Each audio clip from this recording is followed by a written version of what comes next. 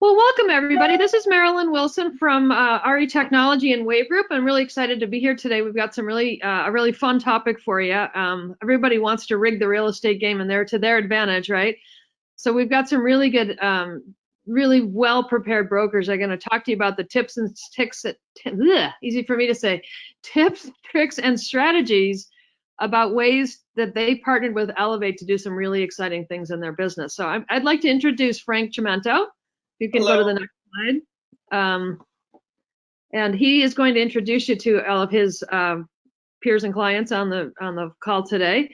Frank is the VP of Brokerage Development for Elevate. He's done a ton of work with a variety of different broker exciting adventures over the years. So he comes to us with a ton of real world experience. With that, I'm going to turn it over to you, Frank, and take it away.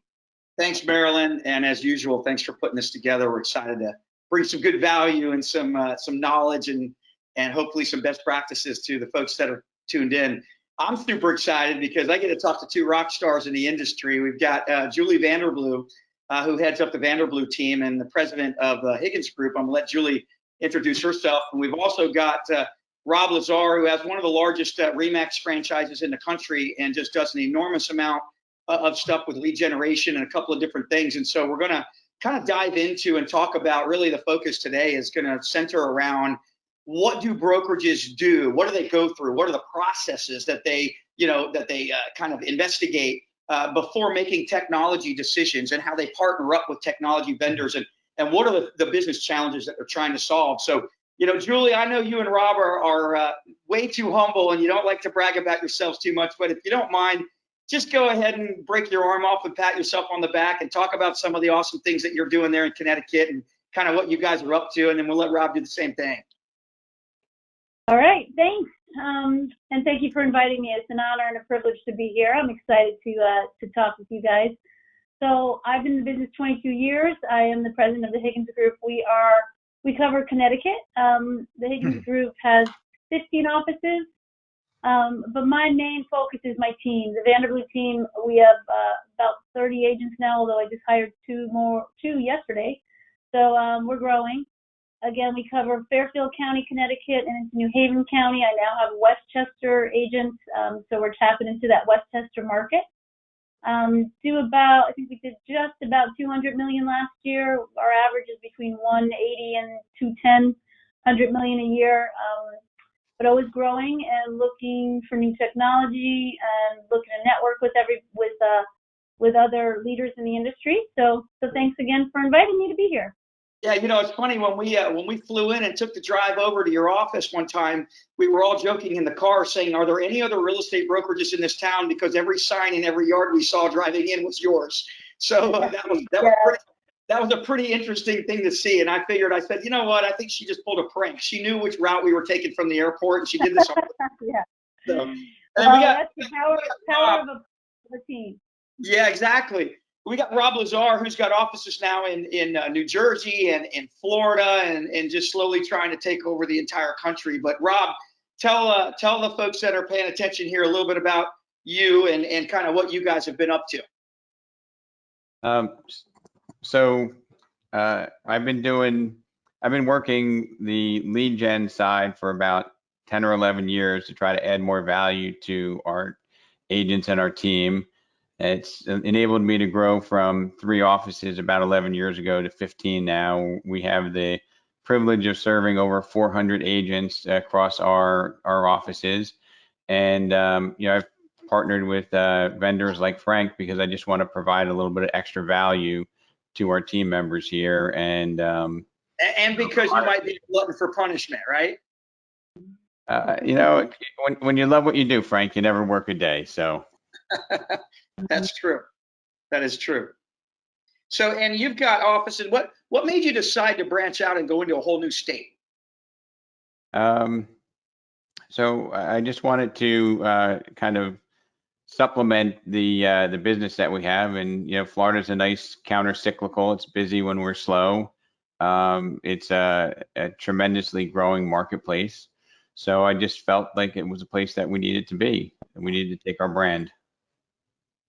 Yeah, and so you guys have, both of you have been in the, in the industry for quite some time.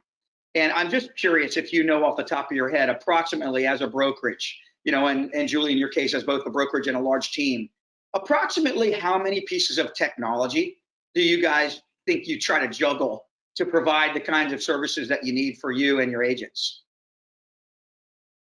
Oh, God, Rob, what are you saying? I would say, so I'm a little bit of an opportunity junkie, and I love Startup Alley at Inman, and I love to be ahead of the tech, but so we're always looking for new stuff. Not all of it sticks, so we're juggling quite a bit because I'm always looking for something new, but at the same time that can interfere with keeping on the basics and making sure that going back to basics and doing all the things that got you there in the first place.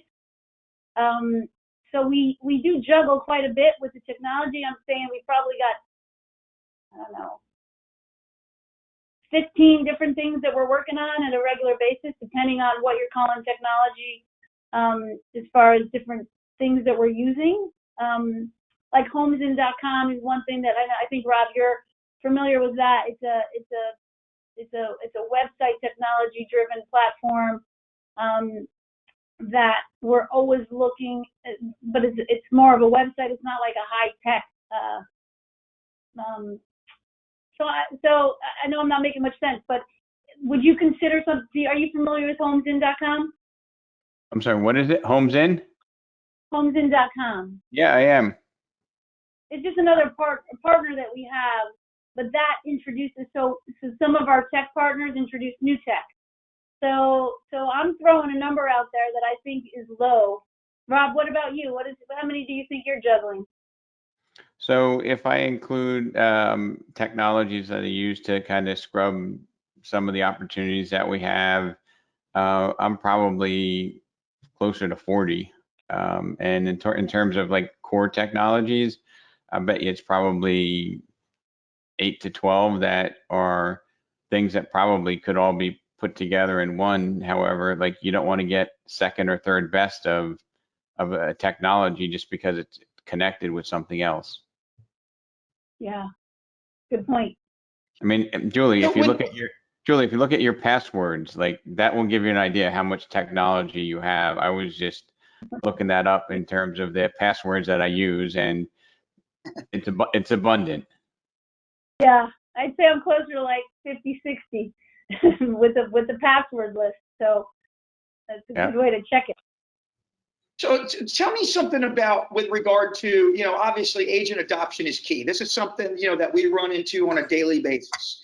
Is, brokerages have shrinking margins. We hear about this every day, and it's tougher and tougher and more competitive. And, a brokerage can't afford to just be pulling their wallet out and spending money on technology and services and programs and tools if the agents aren't going to adopt them.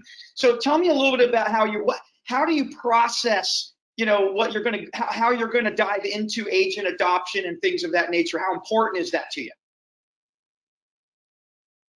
Rob, do you want to jump on this first, or do you want me to dive in?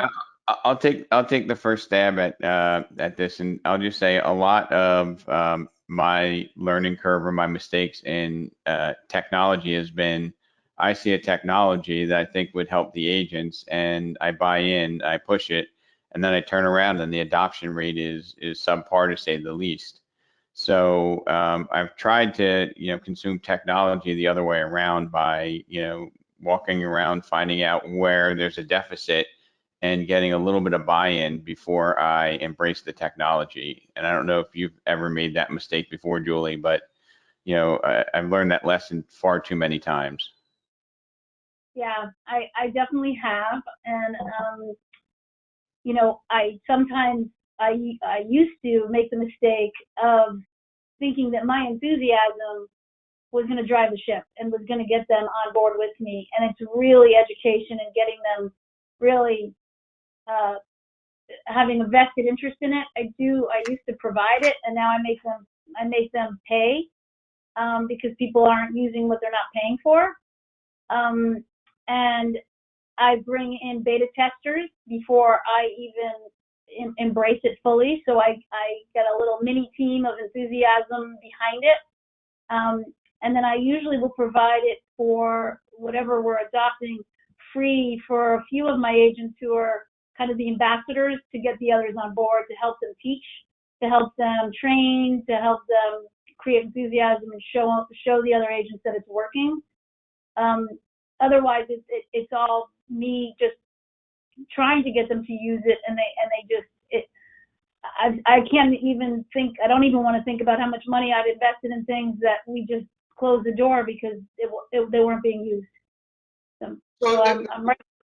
Well, let me ask this question. So, you know, do you feel like the technology vendors across the space in our industry, are they doing a good enough job at embracing or engaging your agents to try to develop that agent adoption, or do you feel like there's some responsibility on behalf of the vendors to be able to help you get your agents bought in? What's been your experience in that regard? Because you've both worked with a tremendous amount of vendors and been around, so you know who all the players are.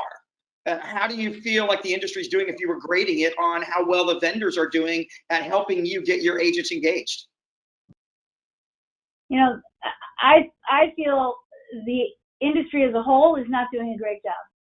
I mean, Elevate, you guys have been behind us and really like answering the calls and helping us, because it's about the relationship. And what I'm really sick of is being sold, being told how great something's going to be, and I get all excited about it, and then you make the phone call and you can't reach the person, and you got to get a ticket, and then, you know, so they promise the world and they don't deliver.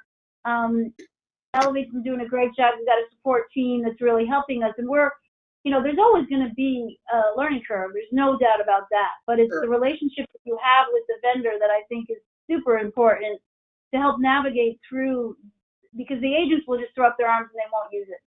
But if they're able to be involved in the training one-on-one, or you have conference calls or whatever it is, if you don't have that support, it's not going to work. So it's hugely important to have a strong relationship with the vendors. And Rob, with more than 50 different pieces and parts of technology that you've been engaged with, what do you expect and what are you looking for from the vendor as far as helping you engage your agents and keep them, at the table, so to speak? So I think that your peers and the vendors in this space have recognized that if there's not an adoption or a significant level of adoption, that they're just basically renting their contracts to us. So, for example,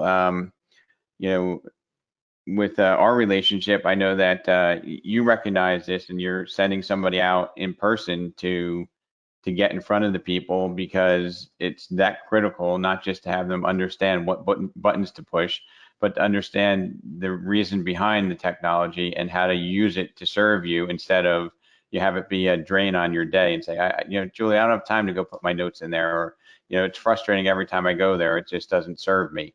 So, I think that it's definitely not, the industry is not doing perfect with it, but there's definitely an emphasis on the industry trying to make sure that we embrace it and that we're a client for life. So that brings up a really interesting point. I mean, obviously, out talking with brokerages and being in the industry 25 years, like, similar to you guys, one of the things that I've always found, I want to get your perspective on this. We're in this unique industry in that we have independent contractors. A lot of them have left corporate America and have come to be independent contractors because they don't want somebody micromanaging their day-to-day, and they just don't want to be held accountable.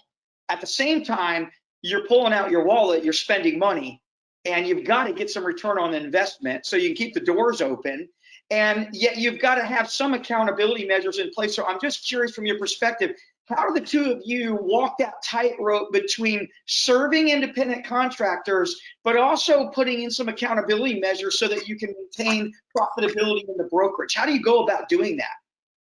Julie, I'll start with you. It's a great question, because, my team is, I have about 30 people. I'm very careful with who I choose. We have to have a dedication to excellence, and we have to, it's not about the volume and it's not about the time.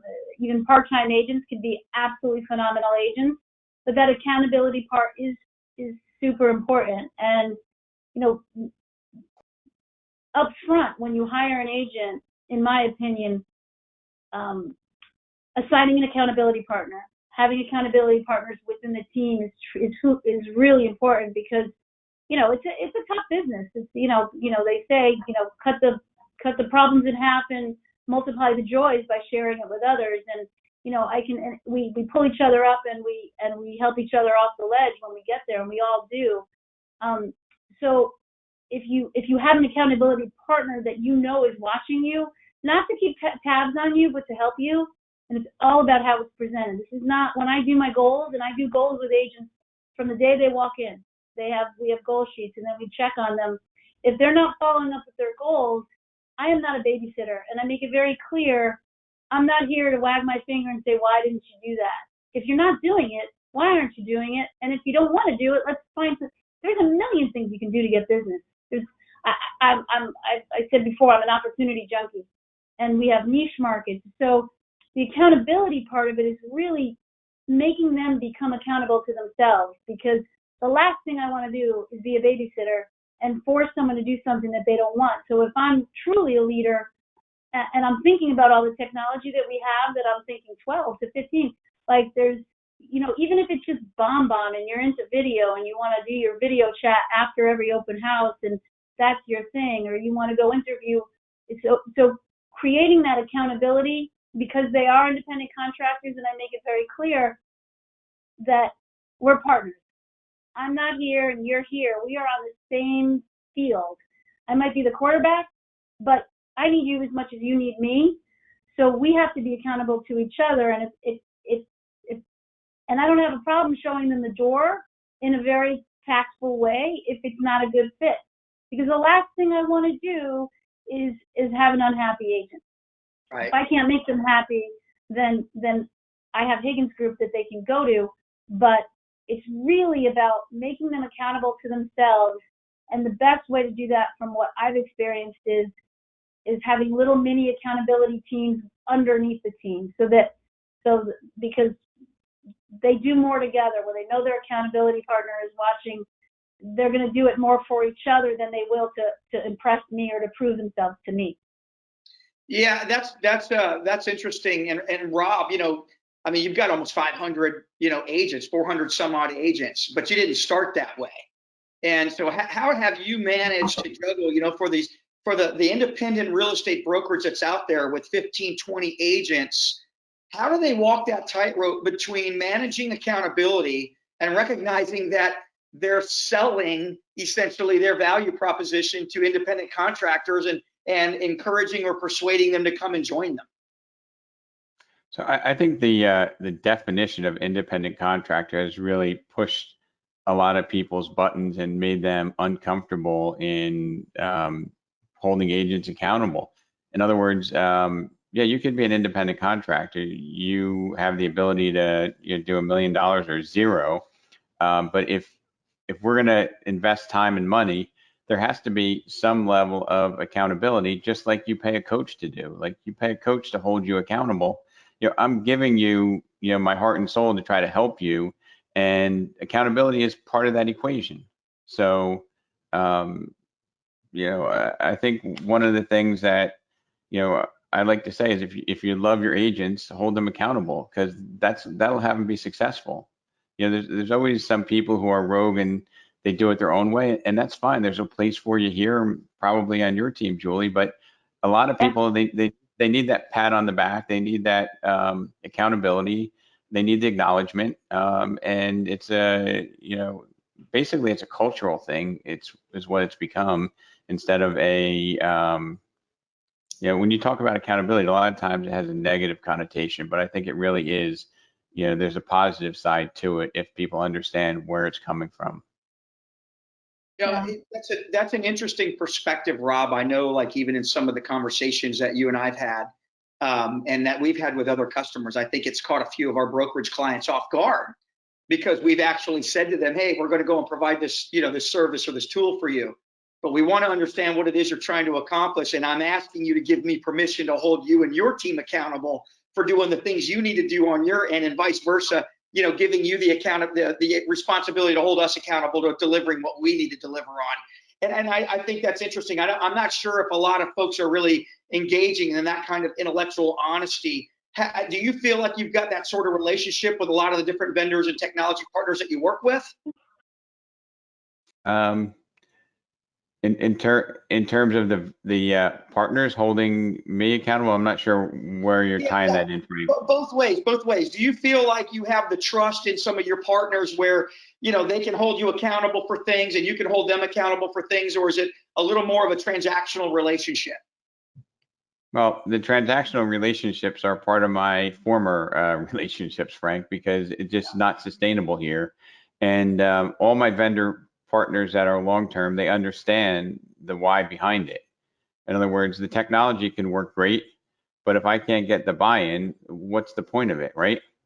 So, it goes right down the whole continuum from, the vendor to me, to my leadership team, to the agents, and then from the agents to the consumers. Like, if our consumers aren't getting what they wanted, if our agents aren't delivering what they want, we're going to be eliminated out of that mix. We're going to lose market share. So it's inseparable throughout the whole process. And I don't know if you would agree with that, Julie. I totally agree with that. And the relationship starts like when we have a vendor. I love, the why behind it. One of the, Simon Sinek's golden circle is one of the things that we talk about is the why behind it. And if my vendors don't understand, or if my agents don't feel that the vendor understands us, they're less likely to get enthusiastic about it. And when they feel heard, then if they don't feel heard, it's a non-starter. So starting like with Elevate, who understood what we were trying to accomplish, really understood the pain, because I've been looking for a CRM for 20 years, and I still have a couple of different ones that we use for different tools. But each vendor has, and we've left a lot of vendors because they just didn't hear us. They just didn't hear the needs that we have, and the agents won't respond if they're not heard. Right.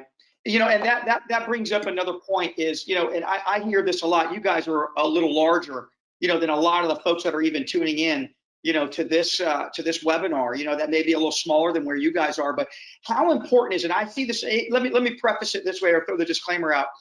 In my line, from my perspective, I'm working with brokerages that have business models that run the gamut. Flat fee brokerages, traditional split models, hybrids, the whole 9 yards. But how important is it to you that your technology partners actually understand your business model and how you make money?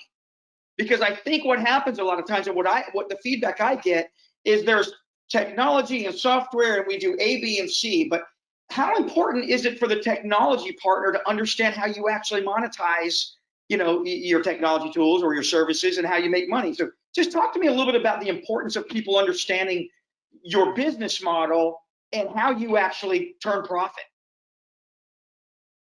It depends on the technology. Like a CRM or what you're providing, I want you to know everything, because really we're starting. One of the reasons I was attracted to Elevate is it's really all inclusive. You can do everything from one platform. But something like Market Snapshot, they don't need to know what I do, because it's just a click and my client gets what they get, or BombBomb, or one of the many tools we use. But something as important as a CRM, and can hear us as well, like when it's an automatic social media post that is being presented by a company like yours, you have to know what we want and don't want marketed on social media, and you have to understand. Yes, I know you can't, with clients that you have all over the country, it can't get too specific of what we need, but at the same time, you're going to know what we want done. And so it goes the gamut. Some of the technology, we don't even know them, they don't know us, we just sign a contract, we use their systems. Right. Someone like you I'm talking to you, you know, when I need you, you're there, which is so important. Got it. Rob, how about you? How important is it, you know, with the different, you know, technology tools and services you provide, how important is it that those people understand your business model and how it may be different from all the other brokerages that they provide services and tools for? Or is it important at all? Well, I mean, I think it's critical to the relationship that we have, Frank. Like, Julie referenced that when she has an issue, she knows she can pick up the phone and get a real person on the phone to help solve a problem. I think that relationship base is kind of the foundation to where, you know, the trust and the technology go hand in hand. You know exactly, you know, when we started our relationship here, what my financial model was and what numbers we needed to hit to get there. So I don't know how we could even had a conversation or a contract without me sharing with you what benchmarks I had to hit, right? Right. Yeah. Yeah. I mean, we've had a lot of conversations about that, and I think that's, you know, I think that's important. I wish, you know, even in my background, being in a bunch of different technology vendors and working inside all of the major franchise brands, we felt like, you know, again, I go back to, I don't mean to focus on that, but I think of that mom and pop or the little brokerage that I had at one point. And the most frustrating thing for me was always, how do I get these people that I'm depending on or becoming codependent on to understand how I actually make money? If they don't understand that, then what in the world are we doing? You know, what's their agenda? What's my agenda? How do those things mesh? So, I mean, I think that's good feedback. I think it is really important, you know, from an advice perspective, if we were going to give best practices out, you know, to other brokerages that are looking, you know, for different filling gaps in their technology, it's going to be, find some people that you can engage with. You know, find folks that will spend time learning about how you run your business and that are willing to get in and look under the hood and understand how you actually make money. You know, now with that said, how important, when you're providing tools, Julie, with the way your team is structured, do you have your agents putting skin in the game, so to speak, or are you providing services for them? And how do you determine when you think the agent needs to put some skin in the game for accountability and when you just need to provide something for them? You know, I've found that without skin in the game, they're not taking it as seriously. So I do have benchmarks that if they reach a certain, if they can turn over the leads that we're giving them, you know, then we'll deduct a certain amount. It'll cut the cost of the system will come off. So they kind of earn the give back on the cost of what the product or whatever technology we're providing. But if they're not paying for it, it's not as valuable. And I never liked thinking that way because I'd like to give the product to them and I want them to jump on board and use it. But I do have qualifiers that they can earn back their investment. But if they're not using it, you know, then they're not going to earn it back. And so it makes them use it, at least try it, and then they'll once they get on, once they start using it, they find, wow, you know, why was I resisting this so much? And we laugh about it. And we have team meetings every Monday and trainings every Friday, and we talk about the investment within to themselves. Like if you're not investing in yourself, you're not investing in your own business. So you've got to look at it as an investment. But that said, if they are using the tools that I provide that I would have otherwise provided, if you know, as a company, they can earn back the money if they're using it, as well as helping other agents on the team use it in the best way possible. I like that. I like that philosophy of your approach. Obviously, it's proven successful for you guys. You got a powerhouse of a team. Rob, you know, with you and your team with so many agents, how do you determine when and if you're going to require agents to put some skin in the game for some of the tools versus tools you feel like you just need to provide for them? So I've been a little bit less. I've been a little bit less of pushing agents to put skin in the game, and I've been fighting the accountability fight. And it's kind of been, you know, if you're not using it, then we remove it. And you'd be surprised that, you know, the fear of loss is fairly tremendous. You know, I think a lot of agents have manana syndrome. Hey, Frank, you know, I'm going to get to that next month. Oh, you're going to take it away? I got to really pay attention now. But I really like Julie's, philosophical way of, if an agent doesn't see the value and they're not willing to pay for it, then why are we providing it? We actually have one vendor that only charges us based upon how many times somebody logs in for a coaching program. And to me, I like that because, hey, if nobody's logging into your crap, why am I paying for it? Right. So they put their money where their mouth is, and I think that type of a model, or the vendor is giving us more metrics as to how much time is somebody spending on the platform would be really helpful.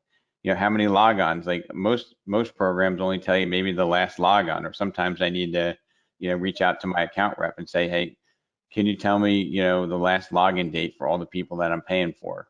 And sometimes it's shocking, and it's very disappointing. Right. Yeah. So if you one thing I do with technology too is I want the agents out there looking for things that can work. So if they bring in a technology, like a simple example is Ripple, it's a little video, social media video tool. So an agent brought it in and we implemented it with the team. We introduced it to the team. We have a team platform. If they want to personalize it, they can upgrade to the personalized. I'm providing it for the whole team, but then it's got the Vanderblue logo and it doesn't have their face and name. So I'm branding us. And the person that brings in the technology, I pay for. So it gives them an incentive to find some cool technology to bring to the team. They get it for free if we implement it. We implement it as a whole so the whole team can use it on a Vanderblue level. But if they want to personalize it, it's a little bit more, and then they're invested. I like that. That's interesting. A little bit of a shared risk model with some incentive to go find the latest and greatest cool stuff. I like that. So let's just for a minute, let's kind of look into the crystal ball, and let's wipe away everything, or based on your experiences, and wipe away what you have. In a couple of bullet points, Julie, if you were to say, hey, here's what's missing technologically in the industry, and I wish it existed in this capacity, what would that look or feel like, and how would you articulate that? Wow.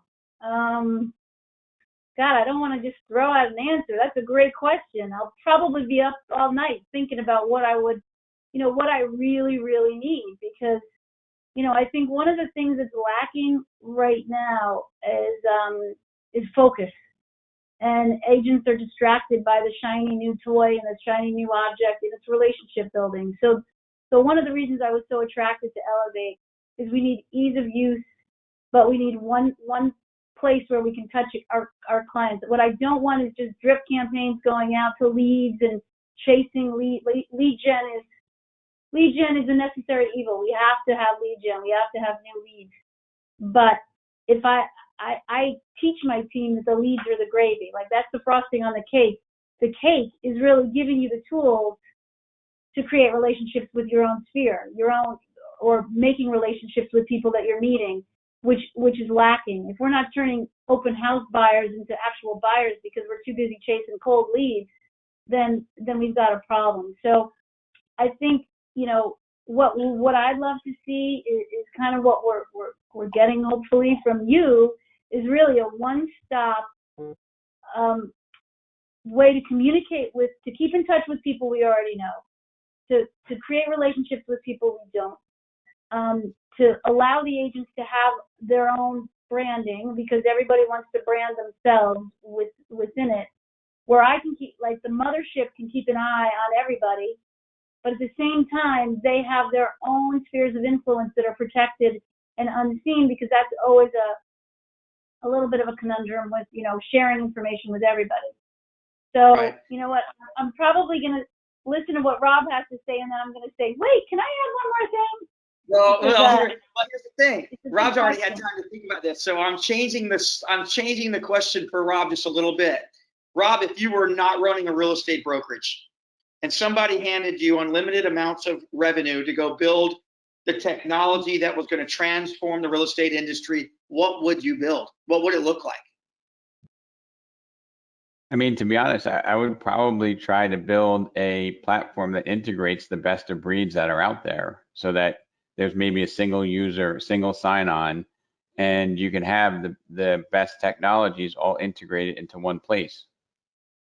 Because I don't think that, if you gave me an unlimited checkbook, I could produce products that would compete with the best of breed. And I think the biggest challenge is just that there are just so many different passwords, different things, and you really need to have one CRM that you really know and use and trust. And with the Remax organization, we've attracted a lot of agents that have come from different brands, independents, other brokers. They have their favorite CRM, and my job is not to then convert them to the one that I like. My job is just maybe to provide a tool that would allow them to hook it into it. So if you have your CRM, you can hook it into something, a lead gen system that we have, right? And our paperless, our dot loop or our document processing. So Right. that would be how I would spend the money. I wouldn't, go over the top and try to reinvent some of the technologies that are already there. Yeah, that's good. Yeah. That's good. And on that note, I should have hit it a little earlier because I'm just curious because this has become a really big thing in the industry. And this will probably be the last point. We're going to switch gears and kind of open up for some questions because there's a lot of folks that may want to pick your brain and ask you some specific questions. But agent, data privacy has become a big topic of conversation in a variety of different ways. We know that we've got big class action lawsuits that are pending in our industry for mass emailing and mass text messaging and robo dialing and all of that. And then you switch gears and you've got this issue of data privacy. And I ran into this when I was a little younger with real estate agents that liked me, joined me, but they didn't want to use a program that I provided to them if I could have access to their database. They didn't want to share their database with me. That was something that they worked hard to kind of procure on their own. How important is it for you guys? And what do you feel is the nature or the sense of from your agents? Are they focused and concerned about data privacy and protecting their databases? Or do they just feel like, hey, I love you, Rob and Julie, and I trust you, and here you go, have what's mine is yours? What's your take on that, and how do you combat that? I have, it's mixed reviews. Some agents really don't care. They totally trust. They're loyal. I'm trying to recruit a top producer who's got a big book of business and doesn't want to download their whole CSV file onto my database. Keeping it private and separate is really, really important to them. And then the leads that I provide, I could see, but it is definitely a topic for, especially when you're recruiting. The agents that have been with me for a while or agents that have known me for a while, and some people just don't care, and some people, even new agents, they don't want to share anything. So it really, I think, depends on the people, but it definitely is a topic that needs to be discussed.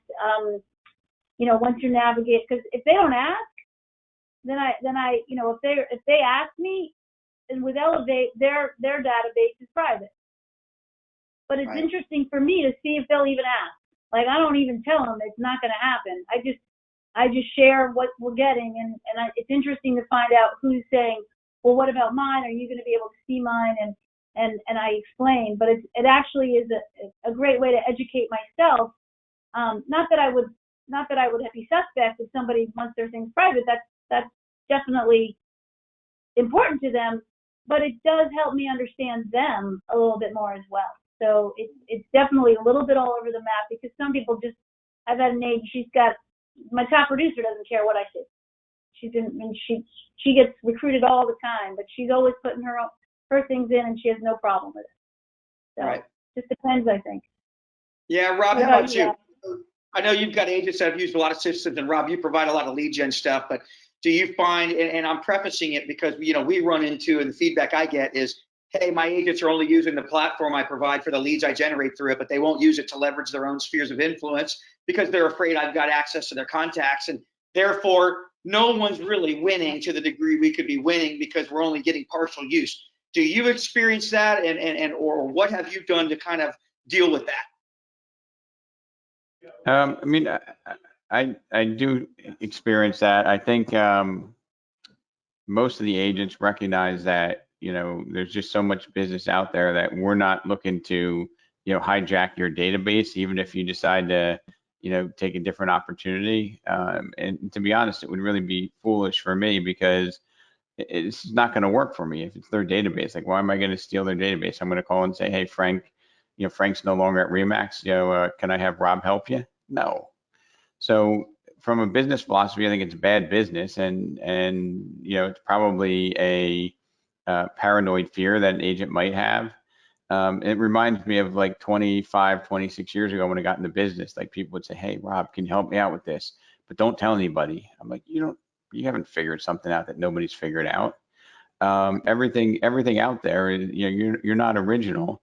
And I've always been, probably after the first 4 or 5 years, I've always been, hey, I will go to the wall for you to try to fix a problem, but I will share with you the problems I fixed for 200 other agents in my career, and I'll add that value into the real estate universe or the real estate ecosystem that we have here. And Yeah. the agents that have the right mindset that we have, they understand what drives us.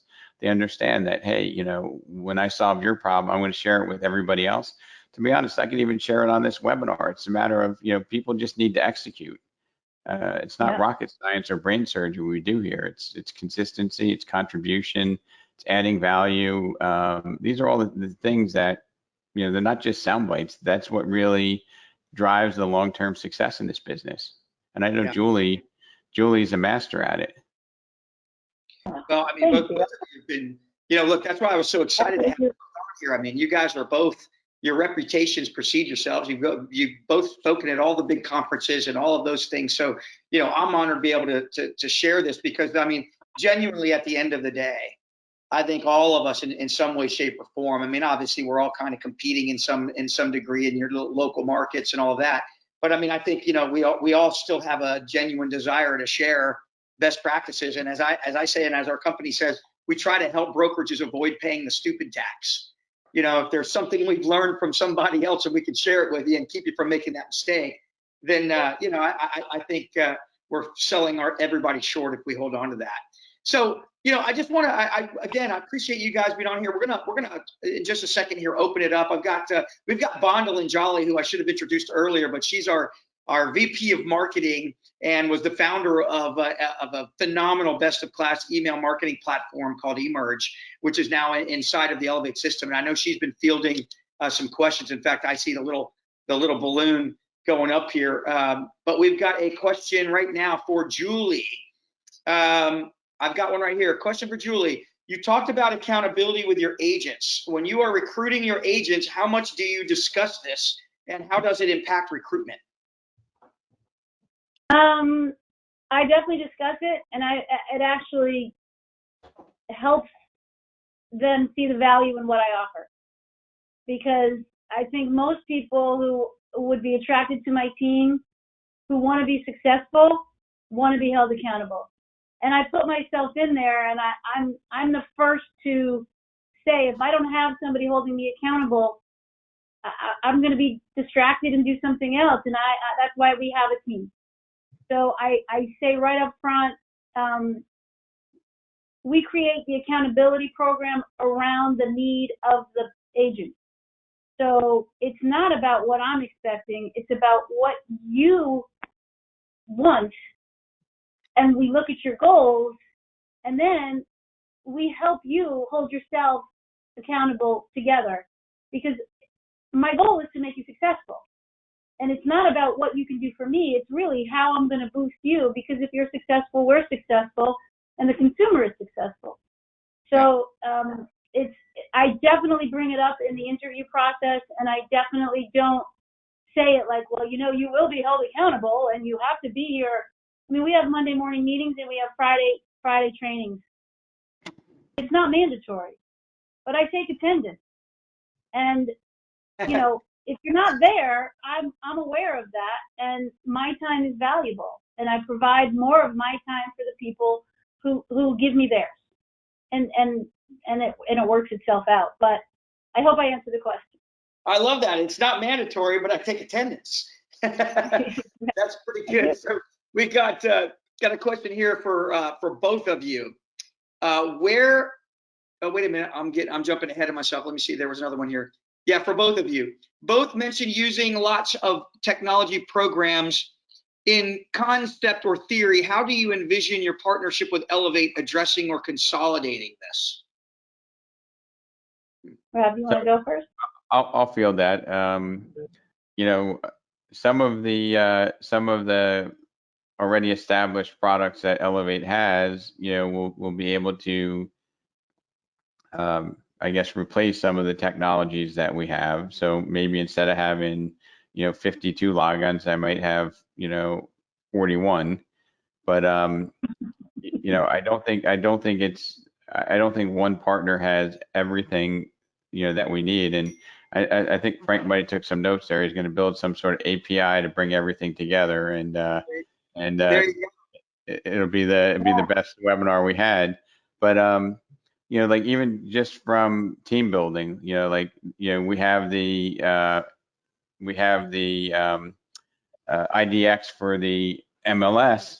So, you know, you're also providing us with some market share data to help us build our teams, help us understand, you know, where we are in certain markets, where do we need to recruit somebody. So, you know, there are a handful of things that, you know, are included in the package that I bought that, you know, I'm slowly migrating over towards. But we didn't just, you know, we didn't just pull the Band-Aid off and then today on Monday, everybody's abandoning X and we're going to Y. But, you know, I'm encouraged by the additional opportunities, and I still think I've only scratched. We lost your audio, Rob. I think you pulled the plug out. I said, I think we just scratched the surface as to what we can, you know, adopt that you're providing, you know, but we just can't drink from a fire hydrant.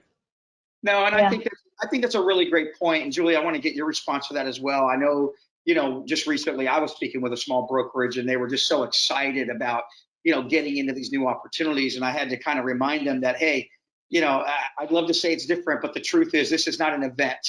It's a process. And you gotta be willing to crawl, walk, run. I don't care how, you know, how much blue sky, you know, your partner promises you, it's still a process. But Julie, what's your take on that with regard to, you know, how you feel like, you know, different solutions can help you? I mean, Elevate, I totally agree with Rob, and, you know, we kind of were just letting go of certain things that we were using because we know Elevate will bring that to us. And then eventually we're going to be letting go of more of what we've had in the past because I think Elevate will offer the solution. What I love most about Elevate and what really got me enthusiastic and which I share with my team is you're looking into the future for what's next. Like I think that if we have the fact that we talked about vendor relationships, I feel like, wow, I really want, you know, we need to have the .loop or DocuSign or whatever, because now we have that. I have confidence that you guys are forward thinkers and that this is only going to grow and become developed and be developed into combining the tools. And to Rob's point, which is exactly what I think we need, is like the best of class, an avenue to best of class, so that you're going to be implementing hopefully relationships with others or creating what we need without saying, okay, well, so your focus is not so much on selling more, but offering more. Like, what are we going to offer next? And there's a line I learned actually from Alan Dalton, and it's, you know, we don't brag about selling more homes. We focus on selling homes for more. And I love that line, and I use it a lot. And I can then, my agent who's with me can say, we do sell more homes, but. So I think your focus is on improving what you offer versus just selling more, which was really important to me when I joined. Well, that you you're know, and always on looking that note, I know when we announced internally that we were doing this webinar with you guys, I think my development team threw themselves out the window because they said every time I have a conversation with Rob, they have 15 new things to build. So, you know, I think, but I say that because I do think it's important. I really do think it's important. I mean, obviously, you guys know my background and came from some big tech companies that it just the customer's voice was so hard to hear. And when you heard the customer's voice, it was so difficult to execute on. And then they'd be able to come back and provide that. So I think that is something that's really important for every potential, you know, broker. Every brokerage out there needs to make sure, no matter what your technology solutions are and your partners, you got to make sure that your voice is heard in that. Couple of other questions real quick here. This is for both of you. Where does the majority of your business come from? Is it past clients, sphere of influence, referrals, or open houses? What is successful in your market for your agents? Rob, start with you. For us, we've made a big emphasis on in the past couple of years on getting it in the ahead of the cycle. So we're getting a lot of the buyer traffic coming to our area. So we probably boosted our buyer traffic by about 15 to 20% across the entire company. Those are coming from lead capture, lead generation sources. We've invested a lot in the training to convert those, because without the skills to convert them, you're chasing your dollars, you're chasing your opportunities. And what was the other? You said, where does most of our opportunity come from? Yeah, where's most of your business coming from? Past clients, sphere of influence, referrals, or open houses? I mean, in the second piece, with 400 agents, it depends upon the agent. But what we're trying to do is we're trying to keep the focus on not going on one channel. So you don't want to be pegged as just a buyer's agent. You don't want to be pegged as an online lead guru. The best clients are the ones that you've worked with in the past, and it's not very sexy or exciting, but those are the best clients that you can have. Even some old-fashioned technology such as door knocking, it's just phenomenal. But the problem with that is that nobody can make money off of it. There's no technology company selling you on how to knock a door. But if you look at it, you want to buy leads of people that are moving to Westfield, New Jersey. There's all these technologies that are coming from Manhattan, they're coming from Connecticut. Where are they coming from? You try to advertise to those people. Well, if you want listings, you just drive around. That's where they are, right? Walk around on a Saturday morning, talk to people walking their dog. Sometimes it just gets to be that basic and that fundamental if you're committed to the business. But I'm not a real big on monikers that, hey, I'm a buyer's agent, I'm a listing agent. I'm a relationship person. It's all about the relationships. If you need to sell or you need to buy, I want to be the relationships that solves your problem.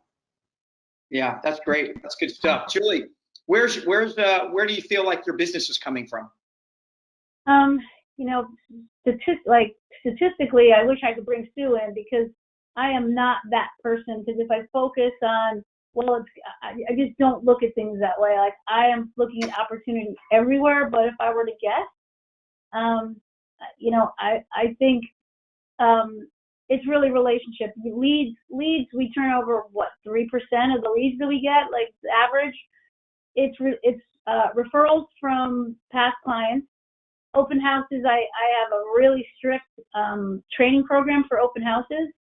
So we do turn over we do on average 15 to 18 open houses every Sunday, just my team.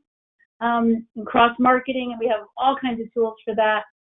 Really, community involvement is huge for us. I'm on the board of the Chamber of Commerce for one town. I've got agents throughout, because being involved in the community, because people want to go to people they know. Like, if I just recently got surgery on my finger, I must have gotten 8 different docs. Oh, I got a doctor, I got a doctor, I got a doctor. Everybody wants to refer someone they trust.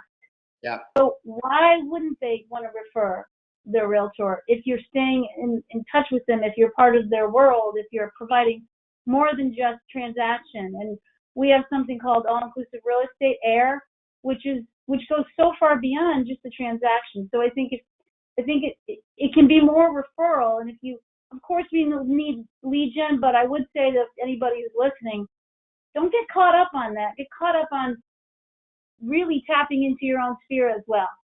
Yeah.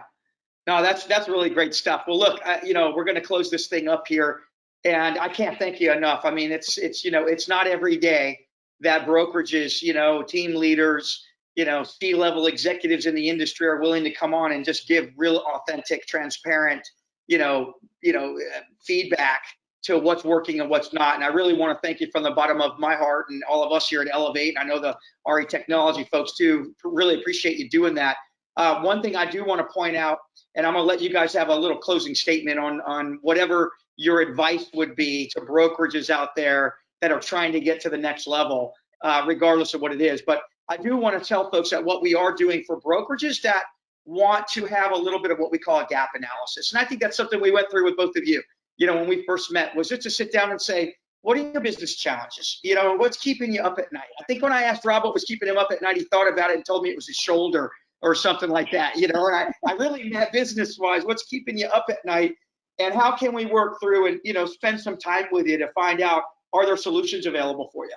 Are there some things that can be done? So we are offering folks, if they go to boss.tryelevate.com, you will be able to inquire on getting a free gap analysis from us. It's a conversation with me and one of my colleagues, Mike Martella, who's been in the industry about 20 years as well. And also giving them a little download, something that I put together a long time ago for recruiting, some of the most influential words that brokerages could know when recruiting agents. So with that said, Rob, start with you. We'll since Julie's a lot better looking than both you and I combined, we'll let her start it out and end it up. But Rob, I disagree. Closing comments, thoughts, opinions on brokers that are just trying to navigate the technology world and figure out how to grow their business. What kind of advice would you give them as far as managing that process or going through that process? So I would say, reverse engineer the process. Start with how to serve the customer, and then how to serve your agents and your team, and then you'll be successful beyond belief, instead of trying to figure out, hey, let me go to the top of the funnel and push in a bunch of crap. And if you don't have people at the bottom of the funnel that are interested and committed in converting it doesn't work. I mean, it's really a tough way to go. If you sit down with your team, or you hire your team based upon where they want to go, and then you figure out how to you balance the technology and accountability to get them there. I think the three of us here probably together have made more mistakes than anybody on the webinar could ever do.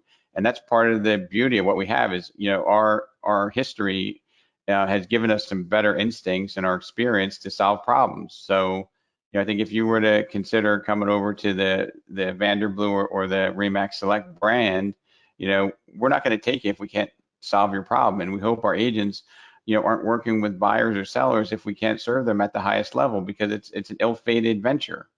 So if you start with the end in mind, I'm sorry to be so wordy, but I'm passionate about it. You serve the customer, you serve the agent, you're going to be successful beyond belief. God, that's great stuff, Rob. Rob, again, really, truly thank you for your time. I know it's not easy to carve out an extra hour in a day that already has not enough hours in it. Julie, parting words of wisdom. What would you say would be the golden nugget for a brokerage to take away? I love what Rob shared, and the what's in it for me has to leave the room at like the giving. The consumer-centric behavior is not seen much. Real estate has a bad reputation as an industry because of that, and I see it changing. And if we teach our agents, I've mentioned to Rob, and thank you, Frank, for introducing me to Rob, because I am super psyched about this relationship that we're creating. And I mentioned earlier about a book I give to my agents called The Go-Giver. And it's about how to give. And it's about, if you're focusing on how you can help someone and that's your why, because I can serve, it comes back. And I would say, never stop learning. Never think you know more than you do. You don't know what you don't know. Try. Why wouldn't anybody take this free gap analysis? Like, how can you not? I mean, just that alone is just take a look. Look under the covers and let people help you. And always keep grasping for opportunity when it comes to education and aligning yourself and networking with others. Yeah, that's great. I really appreciate that. And you know, Julie, what something you said reminded me of something over the years I spent with Tony Robbins. And one of the things that he used to say all the time is, there's no such thing as failure. There's only feedback, outcomes, and results. And, you know, I really do try to encourage brokerages that, you know, you're going to make mistakes. You know, the good news is the sun's going to shine again tomorrow and you can learn from it. But I think you're going to learn and grow even faster if you learn from it and help somebody else that hasn't hit that hurdle yet. You know, so anyway, thank you so much for helping so many brokerages today. And Marilyn and your team, you know, over at RE Technology and the Wave Group, thank you so much for inviting us and letting us spend a little bit of time to impart some wisdom. And if you want a gap analysis for free, go ahead and visit boss.tryelevate.com. And on behalf of Rob and Julie, my name is Frank Chimento with Elm Street Technology. Peace out. Have a great day. We look forward to talking to you again real soon. Take care. Bye-bye. Thank you. Thanks, guys. Take care.